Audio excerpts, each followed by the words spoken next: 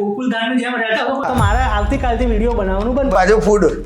પાછું ફૂડ હો ચાલો એવું ખ્યાલ ક્યારે આવ્યો કે હું વિડીયો બનાવું? પ્રિન્ટ મીડિયા એક માધ્યમ તો છે જ ઇફેક્ટિવ, પણ સોશિયલ મીડિયાનું અત્યારે એક નવું માધ્યમ ઊભું થયું. રાઈટ. તમે પહેલાં સાંભળ્યું હતું તો સોસાયટી વાળાએ તમને પહેલાં અપ્રોચ કર્યું હતું કે નિકુંજભાઈ આ રીતનો પ્રોબ્લેમ છે તો એના વિશે શું કરવું જોઈએ? તો રેરાની આપણી સાચી ડેફિનેશન શું છે? તો આજે રીડેવલપમેન્ટ માટે એવા કોઈ રૂલ્સ કે ભાઈ મારા આ સોસાયટી રીડેવલપમેન્ટ કરવી છે તો એ શું એમનો ઓફર આપે છે? છેલ્લા 40-45 વર્ષમાં ફ્લેટો બધા બહુ બન્યા. પહેલાં તો બેઝમેન્ટ બી નહોતા ને એટલી હાઈ રાઇઝ બી નથી. 2019માં સરકારે એક રૂલ્સ લાવી અને રૂલ્સમાં આખી રીડેવલપમેન્ટની પ્રક્રિયા એ લોકોએ નક્કી કરેલી છે. તમારે સૌથી પહેલાં તમે રીડેવલપમેન્ટની પ્રક્રિયા ચાલુ કરો ને તો ચોપડા ચોખ્ખા કરવા જોઈએ. તમે બિલ્ડરના વિરોધી છો આવી છાપ તમારી એક પડી ગઈ છે સોશિયલ મીડિયામાં. અમુક લોકો પાડવા માંગે છે. રિયલ એસ્ટેટ આજે તમે સવારે ઉઠીને ન્યૂઝપેપર વાંચો તો રિયલ એસ્ટેટની એટલી એડવર્ટાઇઝ જોવા મળે છે. ઘરેથી બહાર નીકળો, કાર ડ્રાઈવ કરતા હોય તો એટલા પણ રિયલ એસ્ટેટના હોલ્ડિંગ્સ જોવા મળે છે. અને સાંજે તમે ઘરે આવો ને સોશિયલ મીડિયા લઈને તમે બેસી જાઓ મોબાઈલમાં તો પણ રિયલ એસ્ટેટની જ એડવર્ટાઇઝ જોવા મળે છે.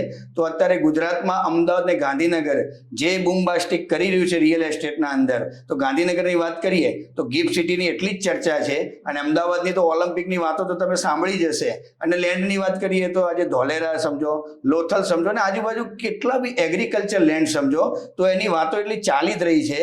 તો આજે રિયલ એસ્ટેટની એ જ ચર્ચા કરવા મારી સાથે છે નિકુંજભાઈ સોની, જે લીગલ એક્સપર્ટ છે અને રીડેવલપમેન્ટ, કમર્શિયલ અને આજે કોઈ બી જાતના તમને કોઈ બી મૂંઝવણ હોય, જ્યારે સોસાયટીના જે તમે પ્રશ્નો થઈ ગયા, બિલ્ડરોના કંઈક પ્રશ્નો થઈ ગયા, રેરાના નોર્મ્સ હોય તો એ બધાના વિડીયો તરીકે માહિતી આપે છે અને પર્સનલી બી ટેક કેર કરે છે. તો નિકુંજભાઈ વેલકમ છે ગુજરાત રિયલ એસ્ટેટ ગાઈડના પોડકાસ્ટમાં. કેવું લાગે? તો આજે તમારું સ્વાગત છે અહીંયા. તો આપણે રીડેવલપમેન્ટ, રેરા, રિયલ એસ્ટેટ એની બધી ચર્ચા આજે આપણે કરવાના છીએ. તો આજે મારી ઓડિયન્સને થોડી માહિતી મળે કે આજે એની શું પ્રોસેસ છે. એના સિવાય ઘણા બધા હું પ્રશ્નો લઈને આજે આવી ગયો છું. તો જે અત્યારે રૂટીન લાઈફમાં જે સોસાયટીના, સેક્રેટરીના, બિલ્ડરના, એન્ડ યુઝરના કોઈ બી મૂંઝવણો હોય, જે અમદાવાદથી બહાર સપનાનું ઘર લેવા માગતા હોય, જે બીજી સિટીથી બિલોંગ કરતા હોય તો એમને ખ્યાલ નથી કે ભાઈ અમદાવાદમાં ઘર લઈએ તો પહેલી શું વસ્તુ ધ્યાનમાં રાખવી જોઈએ. તો ઘણી બધી ચર્ચાઓ આજે આપણે કરવાની છે. તો નિકુંજભાઈ, આપણો શોર્ટમાં એક પરિચય તમારો મેં સાંભળ્યું હતું કે તમે જર્નાલિસ્ટ બી રહી ચૂક્યા છો અને એક બીજી સાઈડ છે એની વાત આપણે પછી કરીશું. પણ પહેલાં આજે લીગલ એક્સપર્ટ તરીકે મારે આજે જાણવું છે કે આજે તમે વિડીયો માધ્યમથી ઘણા બધાને પ્રેરિત કર્યા છે અને ઘણી બધી વાતો તમે શેર કરી છે. યુટ્યુબ લઈ લો, ફેસબુક લઈ લો, ઇન્સ્ટાગ્રામ લઈ લો.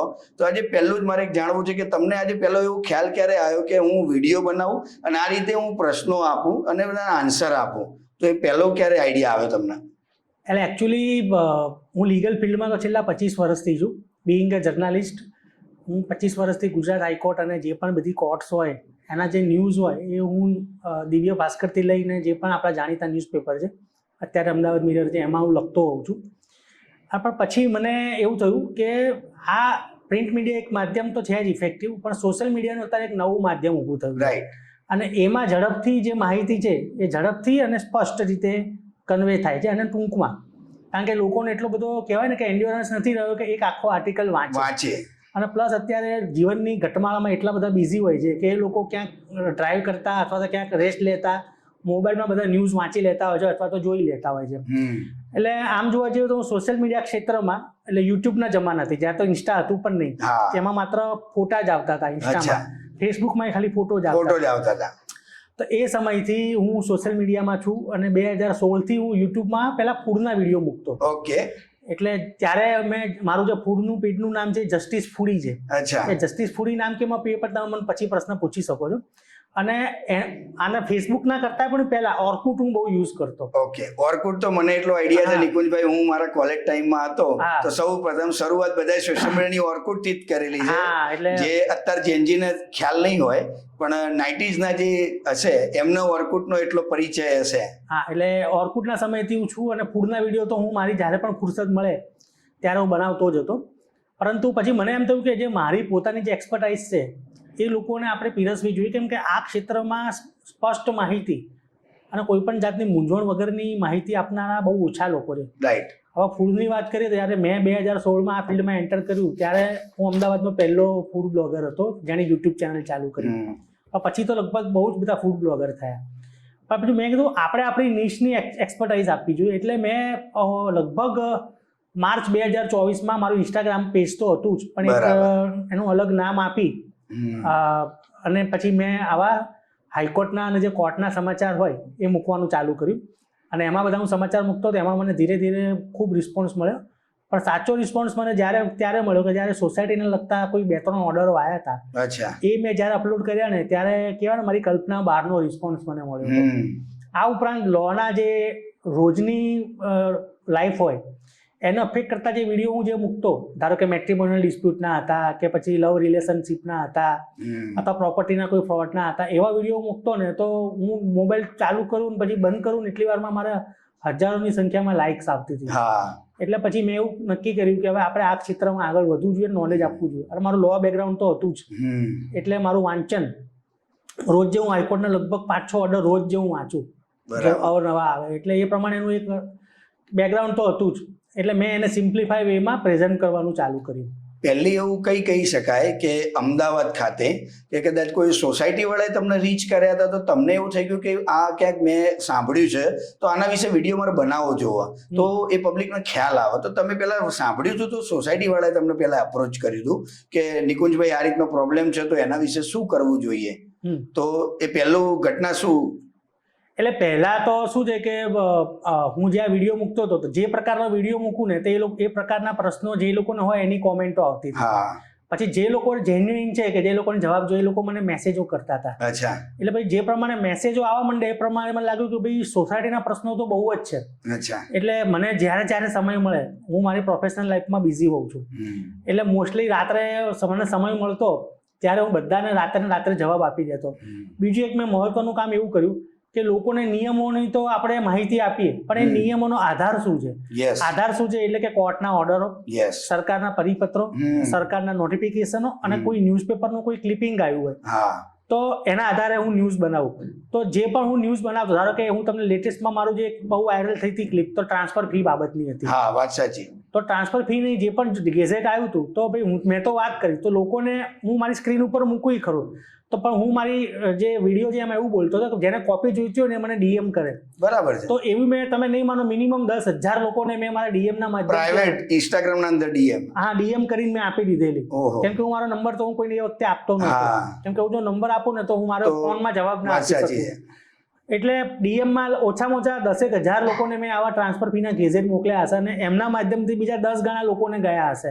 એટલે શું છે કે લોકોને ખબર પડે, એક તો એટલે વિશ્વાસ આવે કે જે આ બોલ્યા છે સાચું બોલ્યા છે અને આ જે થયું છે એ સાચું થયું છે. અને બીજું એમનો કોઈ પ્રશ્ન હોય તો એ વાંચી એનો અભ્યાસ કરી 2 જણને બતાવી અને એ પ્રશ્ન એના આધારે રિઝોલ્વ પોતાની જાતે લાવી શકે. તો આવી રીતે સોસાયટીના બહુ પ્રશ્નો આવવા માંડ્યા હતા. પછી કોનો પહેલો આવ્યો તો મને યાદ નથી, પણ બધાને મેં જવાબો આપવાનું ચાલુ કરી દીધું. અને એકદમ તમે સમજો કે ભાઈ આજે આન્સર આપ્યો તો એવું કઈ યાદ તો હશે જ કે ભાઈ કોઈનો એવો પોઝિટિવ આવ્યો હોય કે નિકુંજભાઈ તમે જે કીધું હતું એ અમે કર્યું અને એ વસ્તુ એપ્લાય બી થઈ. એટલે જો બે કિસ્સાઓ કહું, એક તો હમણાં રિસેન્ટ જ કહું કે એક ભાઈનો હમણાં અજાણ્યો જ છે, એનું જે ઇન્સ્ટાગ્રામનું હેન્ડલ છે એમાં પણ જે પેલું કહેવાય ને કે પેટ નેમ આપેલું નિકનેમ આપ્યું અથવા કે સુડોનેમ આપ્યું, એવું સુડોનેમ આપેલું છે. હવે એનો મારી ઉપર એવો મેસેજ આવેલો છે કે સર તમે જે સલાહ આપી છે ને એ મુજબ મારું કામ થઈ ગયું છે, એટલે મારે તમને મીઠાઈ આપવા આવવું છે, એટલે તમે મને તમારો નંબર આપો તો મહેરબાની. તો મેં એમને મારો નંબર આપેલો છે. અને બીજો એનાથી પણ બહુ ગર્વ લેવા જેવી મારા માટે એક વાત એવી હતી કે મારા વિડીયો જોઈને અમદાવાદની નારણપુરાની એક સોસાયટી છે સકલ એપાર્ટમેન્ટ, અમીકુંજ 4 રસ્તા, તો મારા વિડીયો જોઈ રીડેવલપમેન્ટનો જે વિડીયો બનાવું તે માત્ર વિડીયો જોઈને એ લોકોએ મારી જે ગાઈડન્સ છે ફોલો કરી, ટેન્ડર બહાર પાડી અને બિલ્ડર નક્કી કરીને એ લોકો આખી રીડેવલપમેન્ટની પ્રોસેસ બિલ્ડર નક્કી કરવા સુધીની, એમઓયુ કરવા સુધીની, સમજૂતી કરાર પૂરવા સુધીની પૂરી કરી. તે લોકોએ મને રંગારંગ કાર્યક્રમ રાખ્યો હતો બિલ્ડર અને સોસાયટીએ. તો એમાં મને બોલાવીને ત્યાં લોકલ એમએલએ બધા હતા, એમની હાજરીમાં મારું એ લોકોએ સન્માન કર્યું હતું. બરાબર. એટલે આ એક મારા માટે બહુ મોટી વાત છે. એટલે આવું તો ઘણા લોકો એવા હશે કે જે મારા વિડીયોના માધ્યમથી કામ પતી જતું હશે, એટલે પણ ઘણા લોકો શું થેન્ક યુ કહેવા માટે ફોને કરતા હોય, કોઈ જાણીતા રેફરન્સમાં હોય તો, કોઈક કોમેન્ટ કરતું હોય છે, કોઈક ડીએમ કરતું હોય છે, એવી રીતે પછી ધીરે ધીરે ખબર પડે છે. પણ એઝ એ ઇન્ફ્લુએન્સર હું તમને એક કહેવા માંગુ છું કે આજે તમે કોઈ વિડીયો બનાવો છો, કંઈ બી ઇન્ફોર્મેટિવ ન્યૂઝ આપો છો અને એક લેવલ સુધી એ જાય છે અને પહોંચે છે, એનું કામ થાય છે, તો એની તમને ખુશી તો પર્સનલી મળે જ છે અને એના ઉપર આ રીતનો રિસ્પોન્સ મળે છે, તો એ તમને એક આનંદ થાય છે કે ભાઈ આપણે જે વસ્તુ કામ કરી અને મળી. અને રીડેવલપમેન્ટની વાત, તમારી વાત સાચી છે, કેમ કે આજે ઘણી બધી જગ્યાએ છે ને કે ભાઈ સોસાયટીના રહીશો જે બહુ ઓકવર્ડ પોઝિશન ઉપર એક એવા આવી જાય છે જે એમના ભાઈ આન્સર નથી હોતા એના કે ભાઈ આગળ શું કરવું જોઈએ. બીજું જે સોસાયટીના જે સભ્યો રહેતા હોય છે એ લોકોના જોડે બી એ લોકોના એટલા ટકરાવ થતા હોય છે કે અમારે આ વસ્તુ જોવે છે, આ વસ્તુ જોઈએ છે, પણ એના ઉપર આપણે પછી આવીશું. પહેલાં તો મારે એક જ વસ્તુ એક જાણવી છે કે આપણે જે ગુજરાતની જે સોસાયટી સમજો કે ગુજરાતના ડેવલપમેન્ટ માટે સમજો તો એક રેરા વર્ડનો યુઝ થયો છે. તો રેરાની આપણી સાચી ડેફિનેશન શું છે અને રેરા કેવી રીતે કામ કરે છે અને બિલ્ડરને કેટલું ઉપયોગી છે અને એન્ડ યુઝર કસ્ટમરને કેટલું ઉપયોગી છે, એ તમારી સાઈડથી કંઈક જાણવા મળે તો મારી ઓડિયન્સને મજા આવે.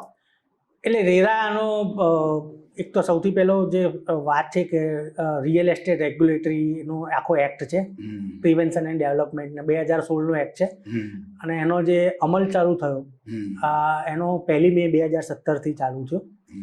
એટલે એ એક્ટમાં એવું કીધું છે કે દરેક રાજ્યએ એક રેરા ઓથોરિટી બનાવી. બરાબર. હવે એ રેરા ઓથોરિટી શું છે હું તમને સિમ્પલ વર્ડમાં કહું કે કાયદાના માધ્યમથી આ ઓથોરિટી બને છે. બરાબર. અને એ સરકારી ઓથોરિટી હોય છે અને એમાં એવું હોય છે કે જે બિલ્ડર પોતાની સ્કીમ મૂકે એમાં એક પ્લાનિંગ એરિયા કરીને શબ્દ છે, એટલે કે તમારું નગરપાલિકાના પ્લાનિંગ એરિયામાં આવતું હોય અને અમુકથી વધારે પ્રકારના ફ્લેટો તમે બનાવતા હોય, ફ્લેટો કે કોમર્શિયલ કે પ્લોટિંગની સ્કીમ કે કોઈ પણ રેસિડેન્ટ કોઈ બી હોય, તો એ તમારે રેરામાં રજીસ્ટર્ડ કરાવવી અત્યંત જરૂરી છે. એટલે રેરામાં નહીં માત્ર રજીસ્ટર કરાવવાનું પરંતુ તમારી આખી કુંડલી, આખી પ્રોફાઇલ એને કહેવાની હોય છે. બરાબર. કે તમારું બિલ્ડિંગ કેટલા કરોડનું પ્રોજેક્ટ છે, એમાં કેટલા ફ્લેટ બનશે, કેટલી શોપ બનશે, કેટલી ઓફિસ બનશે, તમારા ફાઇનાન્સની કોઈ ડિટેલ હોય તો એ તમારે ડિસ્ક્લોઝ કરવી પડે, તમે તમારું બાના ખતનું એક ફોર્મેટ મૂકવું પડે છે, તમારા સેલ ડીડનું એક ફોર્મેટ મૂકવું પડે છે, તમને રજા ચિઠ્ઠી મળી છે એ મૂકવું પડે છે, પ્લાન પાસ એ બધું મૂકવું પડે છે અને એ તમને મંજૂરી મળે એ પછી જ તમે તમારું વેચાણ માર્કેટિંગને તમે કરી શકો. જો તમે એ નથી કરતા તો જે પ્રમોટર કે બિલ્ડર હોય, જે ડેવલપર હોય, એને પ્રોજેક્ટ કોર્ટના 10% સુધીનું ભારેખમ દંડ રેરાને કરવાની ફાઇન આપી શકે છે સત્તા છે. એટલે આ વાત થઈ રજીસ્ટ્રેશનની. ઓકે. એટલે કોઈ પણ અત્યારે બિલ્ડિંગ રજીસ્ટર થાય જે 2017 પહેલા પણ બનતા હતા, પણ આવું કોઈ રજીસ્ટ્રેશન ઓથોરિટી નહોતી, ખાલી જે લોકલ ઓથોરિટી હોય ત્યાં જ થતું. રાઈટ. ધારો કે અમદાવાદ છે તો અમદાવાદ મ્યુનિસિપલ કોર્પોરેશન, ગાંધીનગરમાં મ્યુનિસિપલ કોર્પોરેશન પહેલાનું હતું તો એની જે પણ લોકલ ઓથોરિટી હોય, પંચાયત હોય, તાલુકા પંચાયત હોય, ગ્રામ નગરપાલિકા હોય, ત્યાં થાય તો ત્યાં બધું થતું હતું. પણ આ એક્સક્લુઝિવલી રિયલ એસ્ટેટ સેક્ટર માટે જ છે. બરાબર. એનું નામ જ રિયલ એસ્ટેટ થી જ ચાલુ થાય છે. એટલે એના માટે એક આ થયું. એટલે કે જેટલા પણ પ્રોજેક્ટ છે એની તમારે બુકિંગ કરાવતા પહેલા કોઈ જાણકારી મેળવવી હોય તો રેરાની વેબસાઇટ ઉપર જઈને મેળવી શકાય. અને બહુ ઈઝી છે. અને હું શીખવાડીશ નહીં, કારણ કે જો હું શીખવાડીશ ને તો તમે કમ્ફર્ટેબલ થઈ જશો. એક વખત તમે તમારી જાતે સર્ચ કરીને જુઓ તો તમને વધારે આઈડિયા આવશે. રાઈટ. એટલે આ થઈ રજીસ્ટ્રેશનની વાત. એટલે આજે તમને કોઈ આગંતુક મળવા આવે છે તો તમે શું કહો છો? તમે કોણ છો ભાઈ? ક્યાંથી આવ્યા છો? વાત સાચી. તમે કોના ભાઈ ભાણિયા ભત્રીજા હતા? તો જ્યારે તમે જિંદગીભરની મૂડી, પરસેવાની કમાણી, રિટાયરમેન્ટના પૈસા, તમારી જિંદગીભરની બચત મૂકો છો ત્યારે એ પ્રોજેક્ટનું પ્રોફાઇલ જાણવો જરૂરી છે. તો એ બધું પ્રોફાઇલ તમને રેરામાં મળી જાય છે. એટલે આ રેરા આવ્યું તો એનાથી એક પહેલો ફાયદો થયો. હવે બીજું જે સ્ટેજ છે હું તમને કહું કે ભાઈ આ તકરાર થાય બિલ્ડર જોડે તો ક્યાં જવું? તો પહેલા એવું હતું કે તમારે સિવિલ કોર્ટમાં જવું પડે. એની કોઈ એક્સક્લુઝિવ કોર્ટ નહોતી. એટલે સિવિલ કોર્ટમાં તમે જાણો છો કે ભાઈ કોઈ કેસ જાય ને તો અમારે તો એવું કહેવાય ઘણી વખત કે મકાન માલિકને ભાડુઆતનો કેસ હોય તો ભાડુઆત મકાન માલિક થઈ જાય, મકાન માલિક ભાડુઆત થઈ જાય, એટલો બધો વાર થાય છે. હવે ઘણી બધી સિસ્ટમ સુધરી ગઈ છે અને ઘણા બધા કેસોનો ઝડપી નિકાલ થાય છે. અને સરકાર અને ન્યાયતંત્ર દ્વારા એવો હંમેશા પ્રયત્ન કરવામાં આવે છે કે તાત્કાલિક નિકાલ થાય એવું આપણે કરી લઈએ. પણ પહેલા આવી એક્સક્લુઝિવ કોર્ટ નહોતી. તો હવે રેરાની એક ઓથોરિટી બની છે, એને આપણે કોર્ટ કહીશું સાદી ભાષામાં. તે કોર્ટ છે એ એલઓટી અથવા તો હોમ બાયર અથવા તો ફ્લેટ બાયર અથવા તો પ્રોપર્ટી એલઓટી એની વચ્ચેના અને ડેવલપર વચ્ચેના જે એક્સક્લુઝિવ ડિસ્પ્યુટ હોય એ રિઝોલ્વ કરવા માટે અને એનો ન્યાય તોડવા માટે આ કોર્ટ બેસે છે. બરાબર. અને એમાં પણ જે રેરા એક્ટ છે એમાં પણ એવી પણ જોગવાઈ કરવામાં આવી છે કે તમને રેરા ઓથોરિટીએ કીધું અને તમારે માની જ લેવાનું એવું નથી. રેરા ઉપર પણ રેરા ટ્રિબ્યુનલ પણ બનાવવાની જોગવાઈ છે. અને આપણા ત્યાં રેરા ટ્રિબ્યુનલ પણ અત્યારે બની ગઈ છે. અચ્છા. અને નામદાર હાઈકોર્ટના પૂર્વ ન્યાયાધીશ જસ્ટિસ RM છાયા સાહેબ એના ચેરપર્સન છે. ગ્રેટ. એટલે ધારો કે તમને રેરા ઓથોરિટીના સામેના ઓર્ડરથી તમને સંતોષ ના હોય તો તમે ટ્રિબ્યુનલમાં જઈ શકો છો. સરસ. ટ્રિબ્યુનલથી પણ તમને સંતોષ ના હોય તો તમે ગુજરાત હાઈકોર્ટમાં પિટિશન કરી શકો છો. એટલે પહેલી વસ્તુ થઈ કે તમારે આગંતુકની માહિતી મેળવવાની, તે મળી ગઈ. હવે વાત થઈ તમારા આગંતુકની જોડે તમે હાર તોરા તો કરી દીધા, પણ પાછળથી કોઈ વિવાદ થયો તો તમારે ક્યાં જવું? તો સરકારશ્રીએ નક્કી કર્યું કે આ તમારી કોર્ટ છે, ત્યાં જાઓ અને તમારું ઉકેલ લાવો. બરાબર છે. એટલે આ રીતનો રેરાનો એક સિમ્પલ કોન્સેપ્ટ છે. બાકી તેમાં ઘણી બધી કલમો છે, એમાં બિલ્ડરે શું કરવું, હોમ બાયરની શું જવાબદારી છે, બધું એમાં આપેલું છે. તમે ગૂગલમાં જઈને ડાઉનલોડ કરીને એક વખત રોજ રાતે તમે સોશિયલ મીડિયા જુઓ ને, એના કરતા આ રેરા વાંચો તો તમને વધારે આઈડિયા એનો મળે. અને બીજું કે આના બિલ્ડર માટે બી એટલું ઉપયોગી છે. બિલ્ડર માટે પણ એટલું બિલ્ડરનો બિલ્ડરનો એટલો પોર્ટફોલિયો કેટલું જૂનું છે બિલ્ડર, એના અંદર જે પાર્ટનર્સના નામ્સ તમે જોઈ શકો છો. પાર્ટનર ઇવન બુકિંગ કેટલું થયું એ પણ તમે જોઈ શકો છો. આર્કિટેક્ટના રિપોર્ટ હોય છે, સ્ટ્રક્ચર એન્જિનિયરના રિપોર્ટ, ફાઇનાન્શિયલ CA ના રિપોર્ટ, બધું જ હોય છે. હા, અને એમાં તમે ડેડલાઇન બી આવી ગઈ. આજે પ્રોજેક્ટનું જે સમજો 3-3 મહિને કેટલું કન્સ્ટ્રક્શન બી પહોંચી ગયું છે. એટલે બિલ્ડર માટે બી એટલું ઉપયોગી છે અને એન્ડ યુઝર માટે બી એટલું ઉપયોગી છે. અને રેરા આવ્યા પછી બીજો એક બહુ મહત્વનો ફાયદો થયો, એ ફાયદો થયો રજિસ્ટર્ડ બાનાખતનો. અચ્છા. એટલે પહેલા રિયલ એસ્ટેટમાં એવું હતું કે ભાઈ પૈસા રેન્ડમલી લઈ લે, કોઈ લખાણ બખાણ થતું નહોતું, કાચી ચિઠ્ઠી ઉપર કામ થતું. પણ રેરા દ્વારા સ્પષ્ટ પ્રમાણે કહી દેવામાં આવ્યું છે કે તમે જ્યારે પણ કોઈ પણ LOT પાસે 10% કે તેથી વધુ રકમ લો ને એટલે તમારે ફરજિયાત એની ફેવરમાં રજિસ્ટર્ડ બાનાખત કરવું પડે. હવે રજિસ્ટર્ડ બાનાખત તમે મને પૂછશો કે રજિસ્ટર્ડ બાનાખત શું જરૂર છે? 5 પાનાનું કાગળિયું છે, પણ એ કાગળિયું તમારી ઓનરશીપનું એક કાચું લખાણ છે. હું તો કહું છું પાકું લખાણ. પાકું લખાણ છે, વાત સાચી છે. કારણ કે એક વાર રજિસ્ટર્ડ બાનાખત થઈ જાય તો એ રદ થવાની પ્રોસેસ છે એ અઘરી છે. એટલે બેમાંથી કોઈ પણ પાર્ટી રદ નથી કરી શકતું અનલેસ કોઈ કોર્ટનો હુકમ આવે તો. એની કોઈ ફી હોય છે ચાર્જ કે કદાચ કોઈ એન્ડ યુઝરે ફ્લેટ લીધો છે, કઈક સર્કમસ્ટન્સથી એને કેન્સલ કરાવવું છે, રજિસ્ટર બાનાખત થઈ ગયું છે, તો એ કસ્ટમરને ભોગવવા માંડે છે કે ભાઈ બિલ્ડરને ભોગવવા, એની કોઈ ફી હોય છે? કેન્સલેશનના કિસ્સામાં જો કેન્સલેશનના કિસ્સામાં એવું છે કે જો રજિસ્ટર બાનાખત કોઈ સંજોગો વસાત કેન્સલ થયું છે, પહેલી વસ્તુ છે કે એક તરફી રીતે કેન્સલ ના થાય. બરાબર. તમારે કેન્સલ કરાવવું તો બે પાર્ટીની સંમતિ જોઈએ. બરાબર. અને જો તમારે જો બિલ્ડર તરફથી કેન્સલેશન થયું છે અથવા તો હોમ બાયર તરફથી કેન્સલેશન થયું છે તો એના બાબતમાં પહેલા બહુ મૂંઝવણ હતી. પરંતુ નામદાર સુપ્રીમ કોર્ટે ગોદરેજ પ્રોપર્ટીના કેસમાં લગભગ ગુરુગ્રામનો જ કેસ હતો, ગોદરેજ પ્રોપર્ટીના કેસમાં એવું ઠરાયું છે કે 10%થી વધુ રકમ બિલ્ડર કાપી શકતા નથી. એટલે આ એક કહેવાય કે બેન્ચમાર્ક સેટ એઝ ઓફ નાઉ થઈ ગયો છે. બાકી દરેક કેસની હકીકતો અલગ અલગ હોય છે, એ હકીકત જોઈ નક્કી થાય, પણ એક બેન્ચમાર્ક એવો ક્રિએટ થયો છે કે 10%થી વધારે તમે ના કાપી શકો. અને બીજું કે જેનું બાનાખત ઊભું હોય ને એ મિલકત તમારે લેવાય નહીં, કેમ કે એ તમારું ટાઇટલ ફોલ્ટી કહેવાય. યસ. અને આપણે એક નિકુંજભાઈ સિમ્પલ ભાષામાં સમજીએ, આજે બિલ્ડર કદાચ એવું કહે છે કે ભાઈ આપણે ચલો 10 પૈસા બી નથી કાપવા, એના 10% બી નથી કાપવા, આપણે જે બી થયા છે કંઈક એને એક એવું થયું છે તો એના લીધે કેન્સલ કરાવે છે. કારણ કે એવું કોઈકને સમજો ને કે ભાઈ અમેરિકા જવાનું આવી ગયું છે ને અહીંયા રહેવાનું થતું નથી અને મ્યુચ્યુઅલ અન્ડરસ્ટેન્ડિંગથી એ થાય છે, તો એ સંજોગોમાં હું કહું છું કે એ ફી કોણ એની કેન્સલેશનની ભોગવશે? એ તો એન્ડ યુઝર જ ભોગવશે. એવું ના હોય, એ તમારે વચ્ચે જે ટર્મ શું નક્કી થયા છે એના ઉપર. હવે બાનાખત ડ્રો કરવાના, રજીસ્ટર કરવાની કે એવી બહુ મેસિવ રકમ થતી નથી. એ રકમ શું હોય છે? એક તો તમે જે પણ જે સ્ટેમ્પ લો, સ્ટેમ્પની રકમ હોય છે, વકીલશ્રી હોય છે એનું જે લખાણ કરતા હોય એનું વકીલશ્રી ફ્રી લેતા હોય, બરાબર, અને રજીસ્ટર કરતી વખતે જે પણ તમારે જે ખર્ચો થાય, પણ એ ખર્ચો દસ્તાવેજ કરતી વખતે સ્ટેમ્પ ડ્યુટી ભરવી પડે, રજીસ્ટ્રેશન ચાર્જ ભરવો પડે, એટલો બધો મેસિવ હોતો નથી. એટલે કોઈ પણ પાર્ટી જે નોમિનલ રકમ હોય એ ભોગવી શકે. હવે આઈડિયલી બિલ્ડર બધા પૈસા પાછા આપતા હોય અને બિલ્ડરને તો શું આ રૂટીન કામ હોય, એમને તો વકીલની પેનલ હોય જ, તો એ આઈડિયલી એ કરી આપે તો સારું. બાકી જે બાનાખત જેના તરફેણમાં કર્યું હોય મિલકત ધારક, એ પોતાના વકીલ દ્વારા પણ કરાવી શકે, એની કે બહુ લાંબી ફી હોતી નથી. બરાબર. અને આ તો ચલો રેરા એક વાત થઈ ગયું કે ભાઈ આજે ન્યુલી કન્સ્ટ્રક્શન પ્રોપર્ટી છે, રેસિડન્ટ સમજો કે કોમર્શિયલ સમજો, તો આજે એનો પ્રોજેક્ટ અપલોડ થાય છે અથવા એની ડેડલાઇન હોય, બધું તમને ડિટેલિંગમાં રેરામાં સમજણ પડી જાય છે. પણ આજે હું રીડેવલપમેન્ટની વાત કરું, આજે અમદાવાદની જ વાત કરું, તો નવા પ્રોગ્રેસિવ એરિયા તો નવા ટીપીમાં ડેવલપ થાય જ છે, પણ જે અત્યારે નારણપુરા સમજો, નવરંગપુરા સમજો, શાસ્ત્રીનગર સમજો, આપણે જૂનું અમદાવાદ કોને, જૂનું અમદાવાદ, આપણે મધ્ય મધ્ય અમદાવાદ તમે સમજી શકો.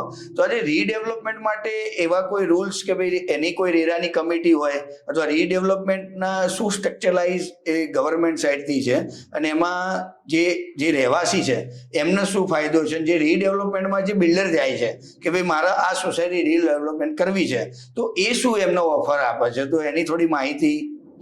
એટલે જો તમે રીડેવલપમેન્ટની જ વાત કરી છે તો આપણે બેઝિક લો છે એ સમજી શકીએ અને સમજવો જરૂર છે. તો પહેલા તો રીડેવલપમેન્ટની કલ્પના 10 વર્ષ પહેલા નથી. બોમ્બેમાં વર્ષ 2000થી આ ચાલુ થયેલું છે, એ પહેલાથી ચાલુ થયું છે, પણ જાગૃતિ છેલ્લા 10 વર્ષ. એટલે આપણો એક Gujarat ownership of flat act છે, 1973 કે 1971 બેમાંથી એક. એમાં આ રીડેવલપમેન્ટની એક રિપેરિંગની ને બધી કલમો આપવામાં આવી હતી. હવે રીડેવલપમેન્ટની જે બધી વાતો થવા માંડી, કારણ કે હું તમને કહું કે મધ્ય અમદાવાદ છે એટલે મધ્ય અમદાવાદના હું તમને એરિયા કહું. પહેલા હતો કોટ વિસ્તાર. કોટ વિસ્તાર એટલે કે જૂનું અમદાવાદ, વર્લ્ડ સિટી આપણે ઇંગ્લિશમાં કહીએ. પછી એ એરિયાનું એક્સપાન્શન થયું તો સૌથી પહેલા એરિયા કયા બન્યા? તો પહેલો એરિયા આ બાજુ નદીની પાર બન્યો, સાબરમતીની એલિસ બીચની પાર પડ્યો, એલિસ બીચ એરિયા બન્યો. પાલડી, આંબાવાડી, આ બાજુ નારણપુરા, આ બાજુ આ બાજુ આશ્રમ રોડ, આ બાજુ ઉસ્માનપુરા, પેલી બાજુ કાંકરિયા, મણિનગર, પુષ્પકુંજ, આ બાજુ સરસપુરની આગળ નરોડા, દરિયાપુરની આગળ પણ શાહીબાગ. એટલે તમને આખી ચારે બાજુની મેં પેરીફેરી કહી દીધી. હવે આ જે શહેરનો વિકાસ થયો ને છેલ્લા 40-50 વર્ષની અંદર. અને 50 વર્ષ પહેલા એવું હતું કે જમીન છે ને વાહડા મોઢે મળતી હતી. વાહડા મોઢે એટલે હું તમને સમજાવું, આ મેં બહુ તળપદો શબ્દ કીધો. એટલે વાંસનું જે ઝાડ હોય ને, વાંસ કેટલો મોટો હોય, હે 10, 15, 20 ફૂટનો એક મોટો વાંસ હોય. એટલે વાંસ અત્યારે તો સ્ક્વેર ફૂટના ભાવ ચાલે, આટલો ભાવ ચાલે. પહેલા તો વાહડા મોઢે 3-3 મીટરના ભાવે જમીનો મળતી. એટલે પહેલા તો બંગલા જ બનતા. બરાબર. પછી બંગલા બન્યા પછી જેમ જેમ જગ્યાની અછત સર્જાવા માંડી અને પબ્લિક વધવા માંડી એમ ફ્લેટો બનતા થયા. એટલે છેલ્લા 40-45 વર્ષમાં ફ્લેટો બધા બહુ બન્યા. એટલે હવે ફ્લેટ 40-50 વર્ષ થાય ને એટલે એની આયુષ્યની એક લિમિટ આવી જાય છે. પહેલા તો બેઝમેન્ટ બી નતા ને એટલી હાઈ રાઈઝ બી નથી. અને અત્યારની જે જરૂરિયાત પ્રમાણે પાર્કિંગના ઇશ્યુ થઈ ગયા છે. અત્યારે તો દરેક ઘરમાં 3 વ્હીકલ થઈ ગયા. પહેલા તો સાયકલ લાવવાના એ લોકો એક વિચાર કરતા હતા, 2 વ્હીલર હોય દરેકના ઘરમાં. તો પછી 2019માં સરકારે એક રૂલ્સ લાવી અને રૂલ્સમાં આખી રીડેવલપમેન્ટની પ્રક્રિયા એ લોકોએ નક્કી કરેલી છે. એમાં 3 બહુ મહત્વનું છે. એમાં એક મહત્વનું એવું છે કે તમારે જે બિલ્ડિંગની આવરદા છે, આયુષ્ય છે, એ આયુષ્ય 25 વર્ષ કે તેથી વધુ હોવું જોઈએ. બીજું કે બિલ્ડર જર્જરિત અવસ્થામાં હોવું જોઈએ. અને ત્રીજું કે તમારું જે ટોટલ સભ્યો છે નોંધાયેલા, એમાં 75% વધુ લોકો એમાં ઇન પ્રિન્સિપાલ સંમત હોવા જોઈએ. પછી તમારી રીડેવલપમેન્ટની આખી પ્રોસેસ ચાલુ. 75% ઉપર હોવા જોઈએ. પછી તમારે 75% ઉપર મંજૂરી મળી જાય. એટલે ધારો કે આમાં કેવું છે, ઘણા સોસાયટી વાળા શું કરતા, ગૂગલ ફોર્મ બનાવતા હોય છે અથવા એક સામાન્ય કાચું કાગળ તૈયાર કરતા, સહીઓ કરાવવા માટે. એમાં એક લોકોનો કહેવાય ને મત જાણવા માટે પ્રારંભિક સર્વે કરતા હોય. એટલે પ્રારંભિક સર્વે કરો એટલે તમને ખબર પડી જાય કે મારી 100 જણની સોસાયટી છે, એમાંથી 80 જણા તૈયાર છે. એટલે સમજી લો કે તમે એક પહેલું સ્ટેજ જે મહત્વનું છે એ તમે પાર કરી ગયા. પછી વાત આવે છે કાયદાકીય પ્રોસેસ ફોલો કરવાની. પછી શું, તમારે એક પ્રોજેક્ટ રિપોર્ટ બનાવવો પડે.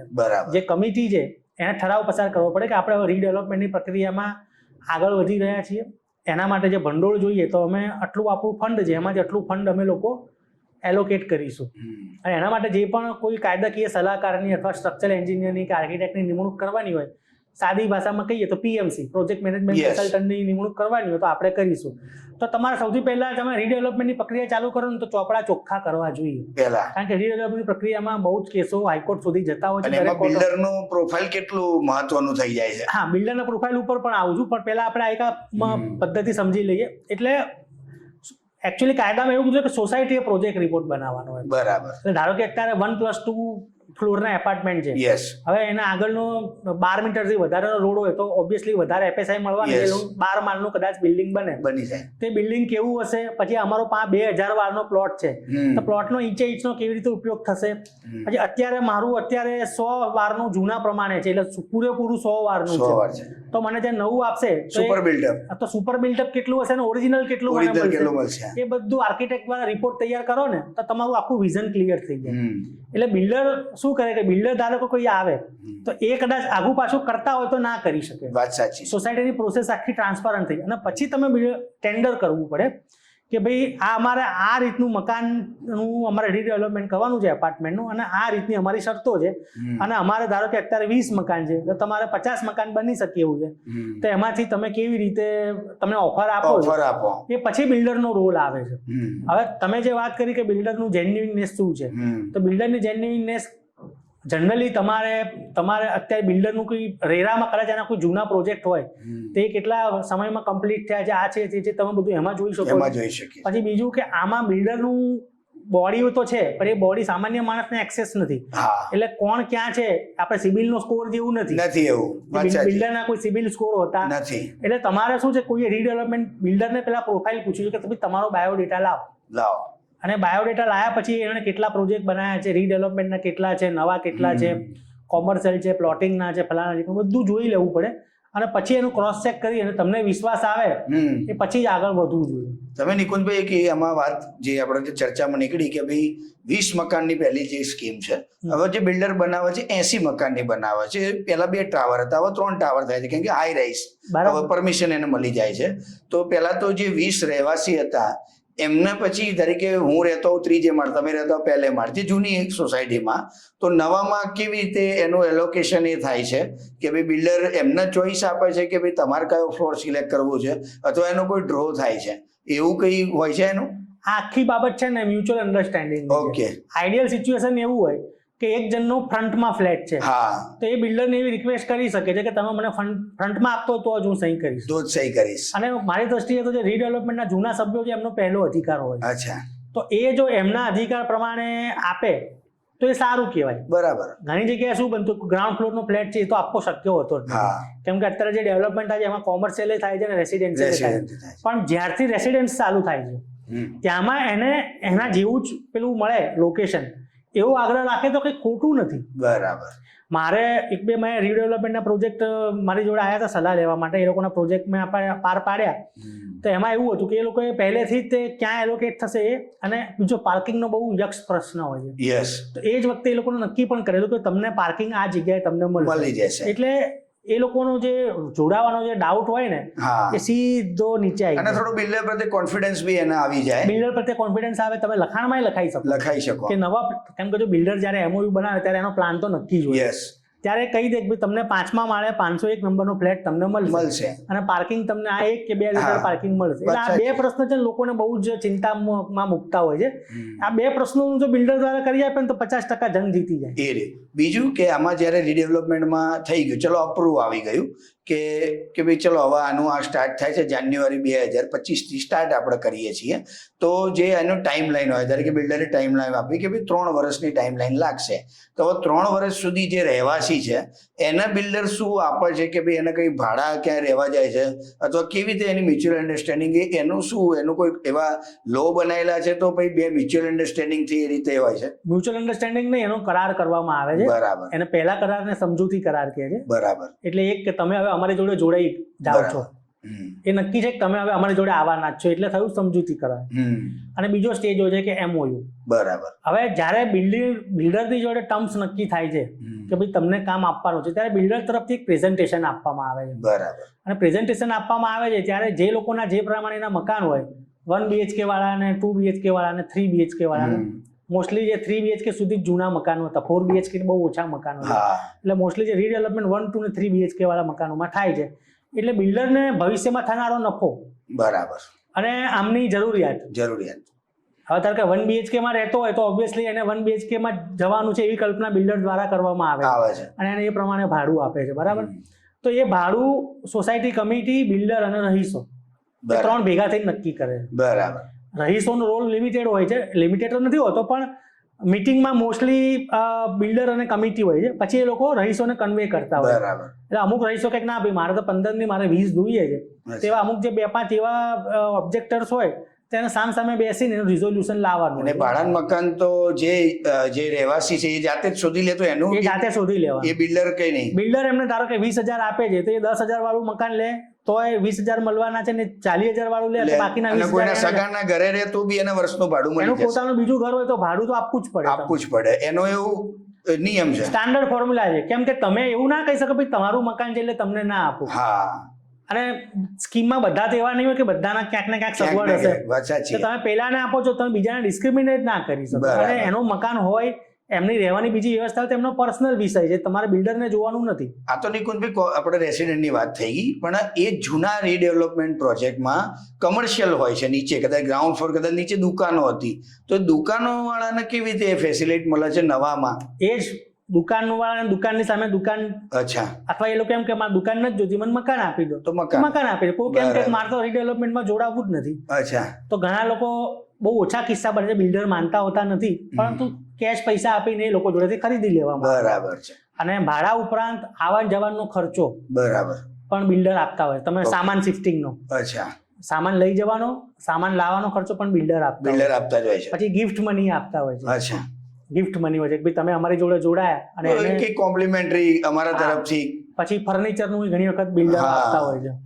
અને બીજું છેલ્લું એવું કહેવાય કે સોસાયટીમાં જે ફંડ હોય, અચ્છા, તો સોસાયટીનું ફંડ એ લોકો આપતા હોય. બરાબર. પછી અત્યાર સુધી એવું છે કે આ એક બહુ સમજવા જેવો પ્રશ્ન છે કે 1982 થી 2001 વચ્ચે જે બિલ્ડિંગો બનેલા છે, અને એ શેર સર્ટિફિકેટ ને એલોટમેન્ટ લેટર ઉપર હોય, તો સરકાર અત્યારે એ લોકો પાસેથી પાછલી અસરથી સ્ટેમ્પ ડ્યુટી માંગે છે. અચ્છા. તે સ્ટેમ્પ ડ્યુટી બહુ થાય છે. હા. પહેલા તો હમણાં સુધી તો આ જુલાઈ મહિના શરૂઆત સુધી તો એવું હતું કે બહુ મેસિવ સ્ટેમ્પ ડ્યુટી હતી, પણ પછી બહુ એનું હોહા થઈ ગઈ એટલે સરકારે ઘટાડી નાખી.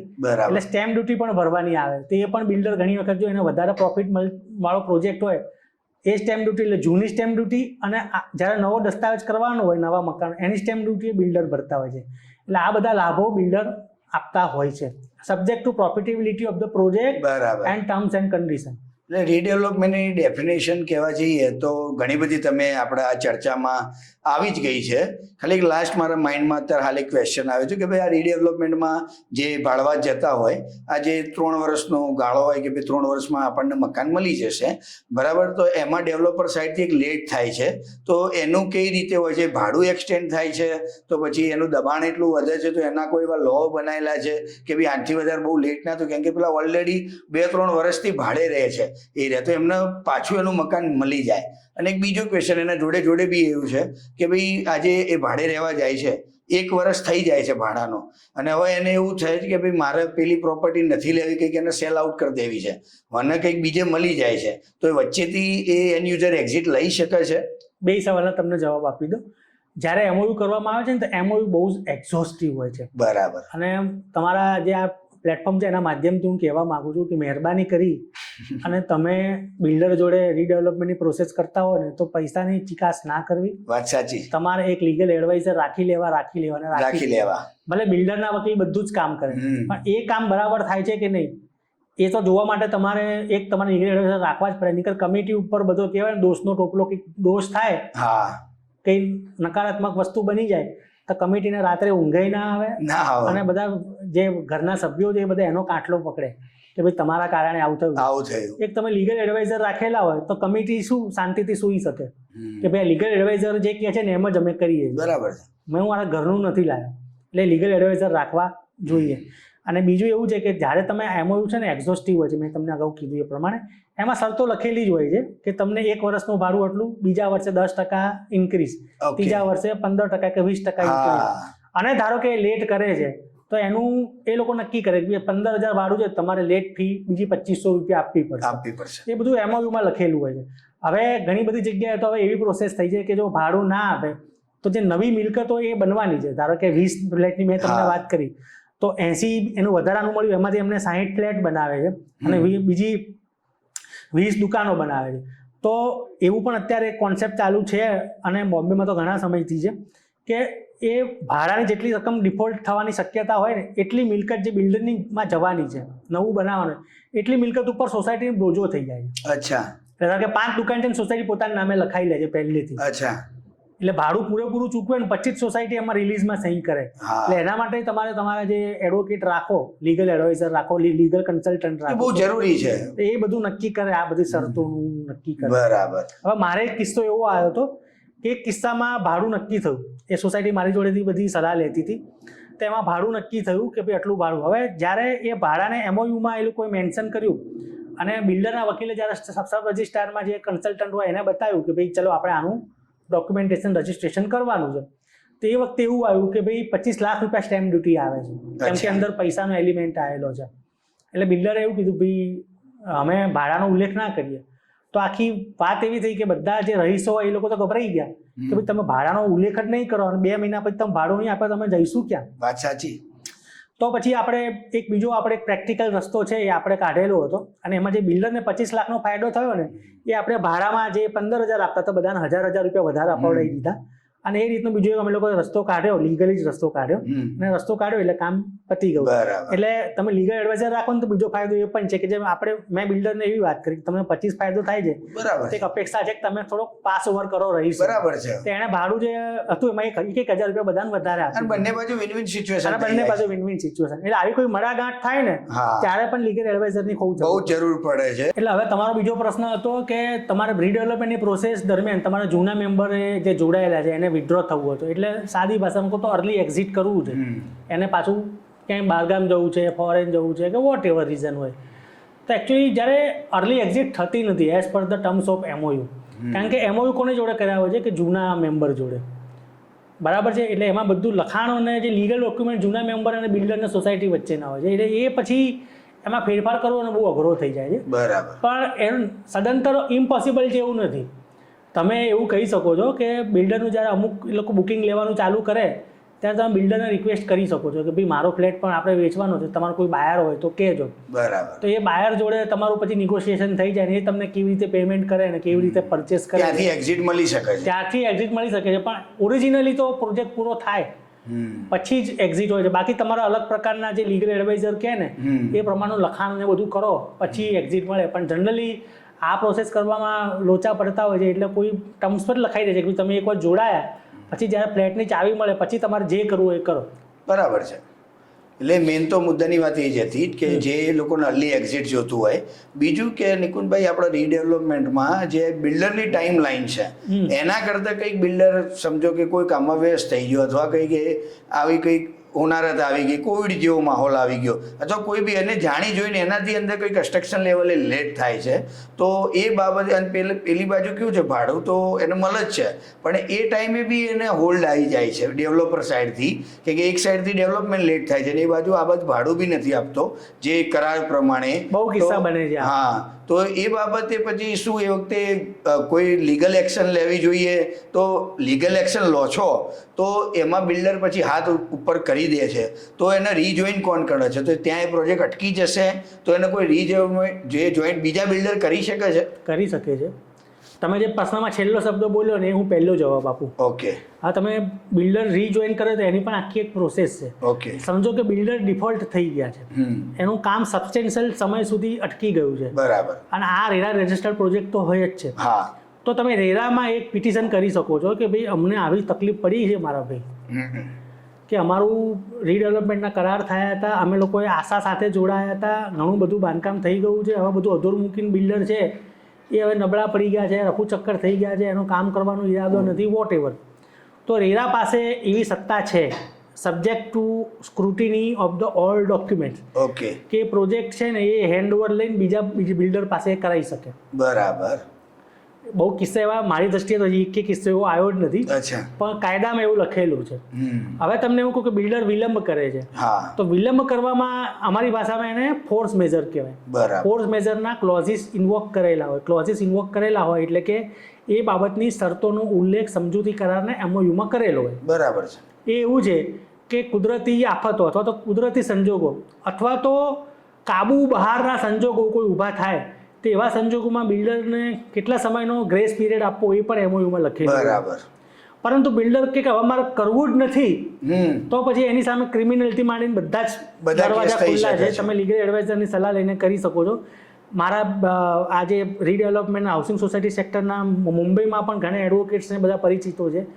એ લોકોના કહેવા મુજબ એવું છે કે ત્યાં કેવળ સેંકડોની સંખ્યામાં બિલ્ડરો જેલમાં ગયેલા છે આવી રીતનું ચીટિંગ કરવામાં, કે પહેલાં રીડેવલપમેન્ટનો પ્રોજેક્ટ હાથમાં લીધો, થોડું ઘણું પ્રોસેસ કરે ને પછી ઊભા થઈ જાય.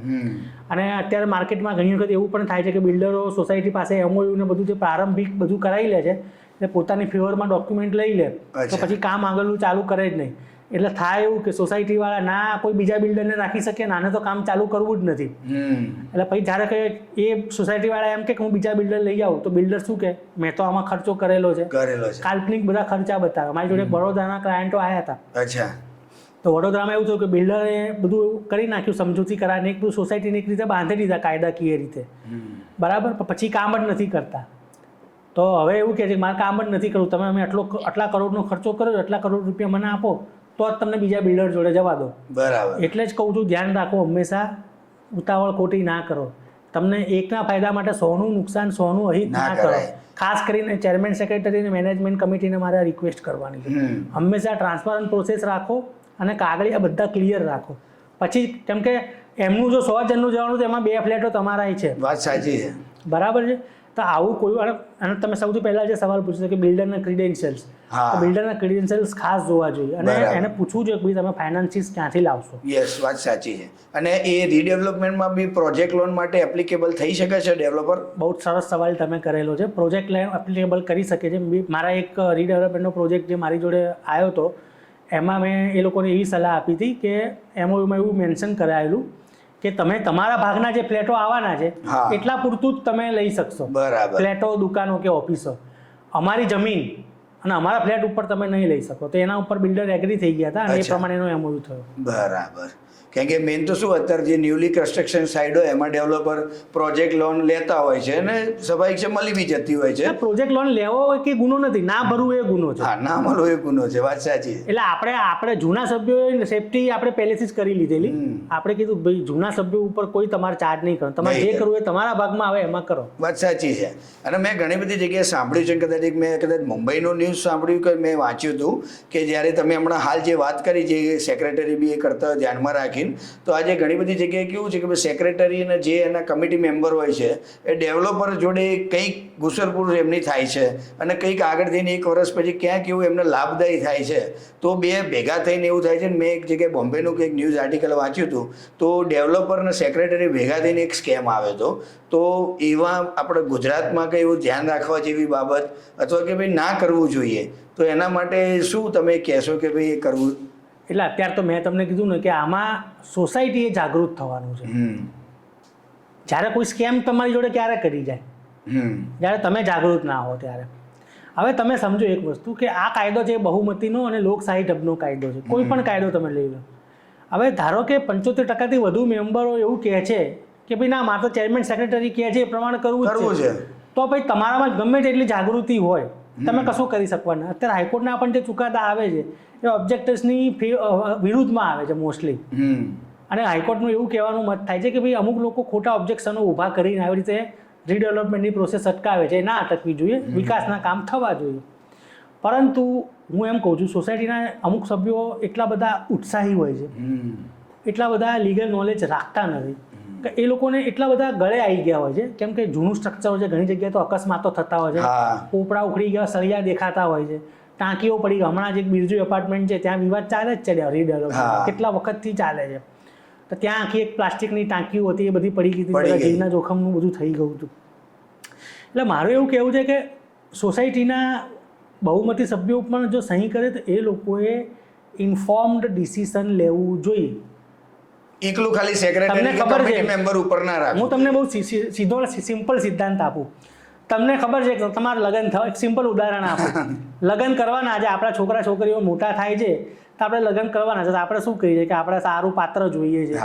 પાત્રની પસંદગી થઈ જાય પછી આપણે એનું લગ્નની પણ જે પણ તૈયારી કરવાની, તો આપણે કેવું વર્ષ 2 વર્ષથી તૈયારી કરીએ. વાત સાચી. લગ્ન એક જીવનનો બંધન છે, સંબંધ બંધાય છે. તો આ તો તમારી જીવનની મૂડી છે આખી, તમારું આશિયાનો છે. તમે સારા કામો કરેલા છે, તમને આવો આશિયાનો ભગવાને તમને આપેલો છે.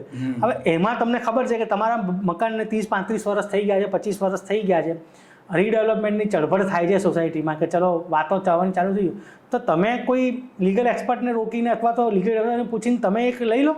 એનું નોલેજ લો, એનું વધારે જ્ઞાન પછી તમે જોડાઓ. એટલે આવું જ્યારે બહુમતી પબ્લિક કરતી થશે ને ત્યારે આવા ચેરમેન સેક્રેટરીઓના અને બિલ્ડરોના સ્કેમ થવાના બંધ થઈ જશે.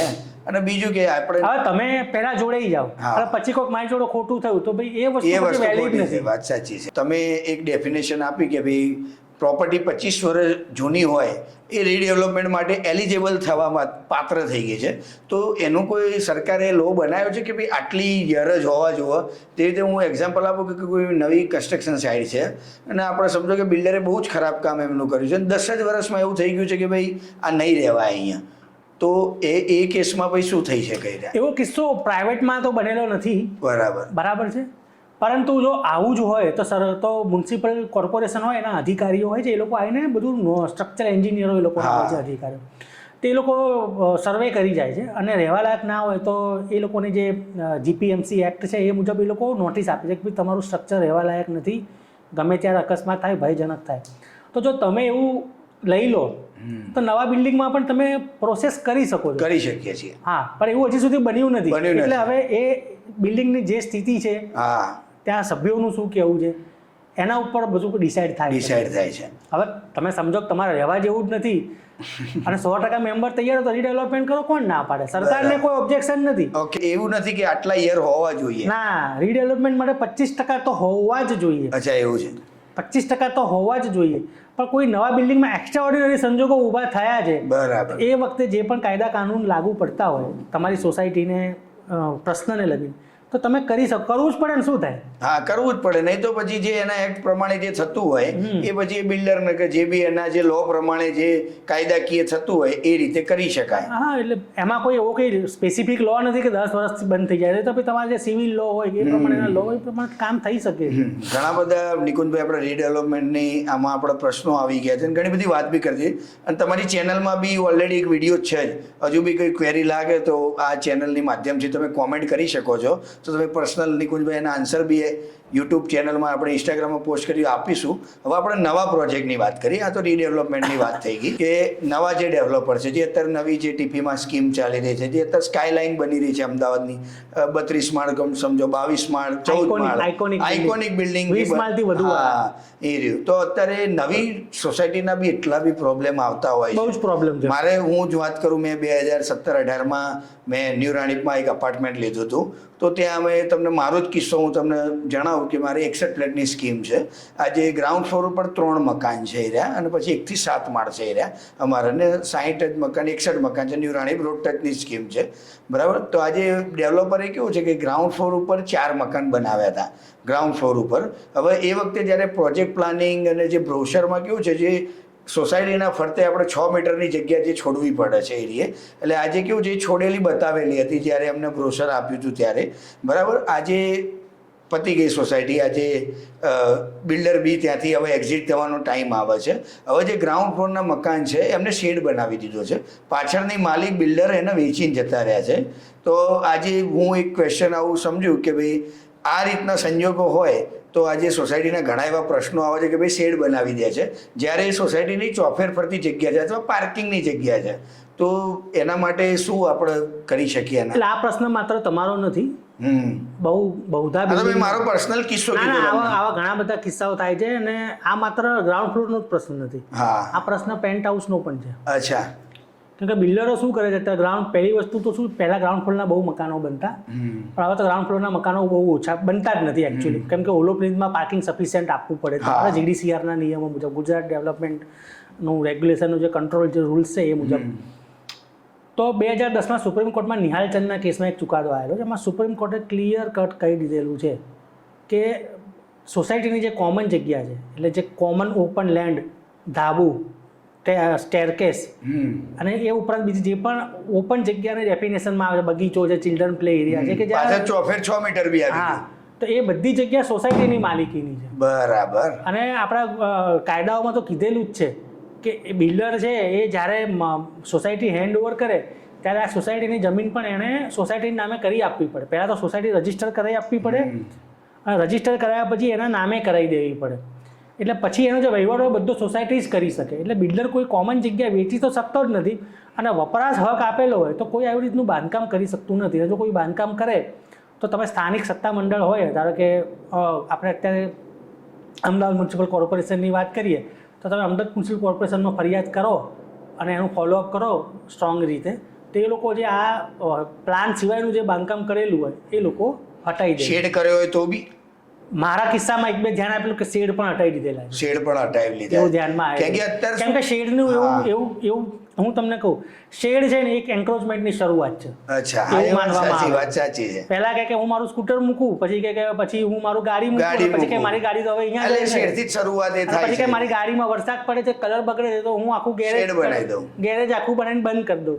એવું ચાલે નહીં. સોસાયટીની જગ્યાએ સોસાયટીની જ છે. અને ઇવન બિલ્ડરની સોસાયટીના જે ચેરમેન, સેક્રેટરી અને મેનેજમેન્ટ કમિટી, એ લોકો પણ એ વેચી શકતા નથી. બરાબર. તો આ કેસમાં બીજું એવું થાય કે ભાઈ કદાચ જે મકાન માલિકે જે લીધા હોય કે તરીકે 4 મકાન આવ્યા છે, તો એ કદાચ બિલ્ડરે એના પાસેથી કંઈક ટોકન અમાઉન્ટ એવી લીધી હોય અથવા કોઈ બી લીધું હોય કે ભાઈ આટલી તમે જગ્યા વાપરી શકો છો એ રીએ, તો પછી એ માણસને સોસાયટીવાળા ફોર્સ કરે. પહેલી વસ્તુ તો એ કે આ વાપરી શકો શબ્દ છે ને એક છટકબારી શોધેલી છે. અચ્છા. મોટાભાગના કિસ્સામાં શું થાય છે કે બિલ્ડર એ બાજુની જગ્યાના પૈસા લઈ લે છે, ગ્રાઉન્ડ ફ્લોરના અને ટેરેસના. બરાબર છે. અને પછી દસ્તાવેજમાં શું લખે? વપરાશી હક. એટલે 2010માં સુપ્રીમ કોર્ટનો ચુકાદો આવ્યો નિહાલ ચંદના કેસમાં, અને એ પછી આપણા ગુજરાતના માનનીય એડીજીપી છે લગભગ સુજીત સિન્હા સાહેબે એવો પરિપત્ર પાડીને આખા રાજ્યના પોલીસ સ્ટેશનોમાં મોકલેલો છે. બરાબર. આમાં એવું સ્પષ્ટ કીધેલું જો કોઈ પણ બિલ્ડર ધાબુ કે કોમન જગ્યા એવી રીતનું વેચે, તમે જો કહો છો એ પ્રમાણે ગ્રાઉન્ડ ફ્લોર, તો એની સામે સીધી ક્રિમિનલ ફરિયાદ થઈ શકે છે. એટલે વેચી શકતા નથી. પણ શું છે, કાયદો છે તેની છટકબારી કોકને કોક શોધી નાખતું, એટલે વપરાશી હક આપે છે. હવે તમને વપરાશી હક આપ્યો, તમે હાલો ચાલો, જરૂર પડે તો પાર્કિંગ મૂકો, બરાબર, તમને ક્યાંક તમારે ખુરશી નાખવી હોય તો બેસીને બેસો, પણ તમે એ જગ્યા તમારી છે એવું માની ના શકો. અને એનું કોઈ બાંધકામ તમે ના કરી શકો. એટલે ઘણી જગ્યાએ પછી શું છે કે જો નાનું મોટું શેડ કરે, પણ એ વ્યક્તિનો ઈરાદો આવી રીતે જમીન પચાવી પાડવાનો ના હોય, તો સોસાયટીને લેટ ગો કરવું હોય તો કરી શકે. તો ગોકુલધામ જેવી કલ્પના કરો કે ભાઈ તું કર, વાંધો નહીં બેટા, પણ ભાઈ સોસાયટીનું ધ્યાન રાખજે. બધાને જે કોઈનો પ્રોબ્લેમ ના થાય એ રીતે. એટલે થોડું મ્યુચ્યુઅલ અન્ડરસ્ટેન્ડિંગથી બી એ વાત થઈ શકે છે આ રીએ. બીજું મેં ઘણા બધા કેસમાં જોયું, અત્યારે તમે જોઈ શકો અમદાવાદમાં પાર્કિંગના એટલા બધા ઇસ્યુ થઈ ગયા છે. એવું નથી કે સોસાયટીના પાર્કિંગ, આજે જનરલ જગ્યા બી તમે જોઈ શકો છો. મેં હમણાં જ એક નિકુંજભાઈ જગ્યા મેં જોઈ કે આજે ઓડાનું એએમસીનું ગાર્ડન છે, એની ગાર્ડનની બહાર 12 મીટરનો રોડ છે. 12 મીટરના રોડની બાજુમાં એક સોસાયટી છે. હવે સોસાયટીનું જે દુકાન નીચે એને ફાળવેલી છે, એની દુકાનનું જે પાર્કિંગ આવે અથવા દુકાનની પાર્કિંગની જે આપણે જે સમજો ને કે જે ફૂટપાથ કહી શકાય, એ પાર્કિંગ જ હોય છે દુકાનવાળાનું. અત્યારે હવે શું થાય છે, બિલ્ડર એ દુકાન કોઈને ભાડે આપે છે અથવા વેચી મારે છે, અને ત્યાં એ રેસ્ટોરન્ટ બનાવે છે. રેસ્ટોરન્ટવાળા સભાઈ છે પેલા બહાર આપણે ખુરશી ટેબલ નાખી દે છે, તો આજે શું થાય, એ પાર્કિંગની જગ્યાએ ખુરશી ટેબલ નખાય છે. અને જે 12 મીટરનો જે રોડ છે ત્યાં વસ્તી પાર્કિંગ કરે, જ્યારે એ 12 મીટરનો રોડ જવા માટેનો છે. તો એ સંજોગોમાં પછી આ સોસાયટીવાળા પછી એ લોકોને કોમર્શિયલવાળાને કહેવું પડે. તો કોમર્શિયલવાળા ત્યાં કોઈને કમ્પ્લેન કરવી હોય તો એના માટે પછી ક્યાં એ માણસને જવાનું? સોસાયટીને કહેવાનું તો એ ડાયરેક્ટ લીગલ જઈ શકે. પહેલી વસ્તુ એ છે કે ધારો કે કોઈ વ્યક્તિ આજે કોઈ સોસાયટી કે કોમર્શિયલની બહાર નથી કરતો. હું તમને એક ઉદાહરણ આપું. ઘણા લોકોની બંગલાઓની સ્કીમ હોય, તો ઘણા બંગલા શું હોય છે કે સોસાયટીના અમુક બંગલા સોસાયટીમાં ઇન્ટરનલ હોય, ઘણા મેઇન રોડ ઉપર. મેઇન રોડ ઉપર આપણે ગાડી કે વ્હીકલ મૂકીએ ને તો બંગલાવાળા કહેવા ભાઈ તમારે અહીંયા ગાડી નહીં મૂકવાની. બરાબર. પણ એકચ્યુઅલી એ વાત ખોટી છે. અચ્છા. કારણ કે એ પબ્લિક રોડ છે, એમાં કોઈ પણ મૂકી શકે છે. તમારો બંગલો છે ત્યાં તમને હક નથી, અનલેસ એ જગ્યા પાર્કિંગ માટે નોટિફાઈ કરેલી હોય તો બરાબર. એટલે તમને ના નથી પાડી શકતા. એ બધાએ આ વસ્તુ ધ્યાનમાં રાખવાની છે. બહુ જ કિસ્સા આવા થાય, ભાઈ મારું ઘર છે અહીંયા પાર્કિંગ નહીં કરવાનું, મારી દુકાન છે અહીંયા પાર્કિંગ નહીં કરવાનું. આ પબ્લિક રોડ છે, સરકારનો રોડ છે, લોકો એના માટે ટેક્સના પૈસા ચૂકવે છે, બરાબર છે. હા, તમને ઇનકન્વિનિયન્સ થાય, તમારું આવન જાવન રોકાઈ જાય, એ રીતનું પાર્કિંગ કરવાની મનાઈ છે, બરાબર. પણ તમે એમ કહો મારું ઘરની આજુબાજુ તમારે પાર્કિંગ નહીં કરવાનું, તો એ વાત ખોટી છે. સેમ વસ્તુ આમાં એપ્લાય થાય છે કે દુકાનવાળાને તો એ દુકાન પૂરતું જ એનો ભાગ છે, અને એનું ડેડિકેટેડ પાર્કિંગ આપેલું હોય કોઈ રેસ્ટોરન્ટવાળાને કે શોપવાળાને કેફેવાળાને, તો એને એનું પાર્કિંગમાં જ મૂકવું પડે, એનું પોતાનું વ્હીકલ અથવા તો કસ્ટમરનું વ્હીકલ.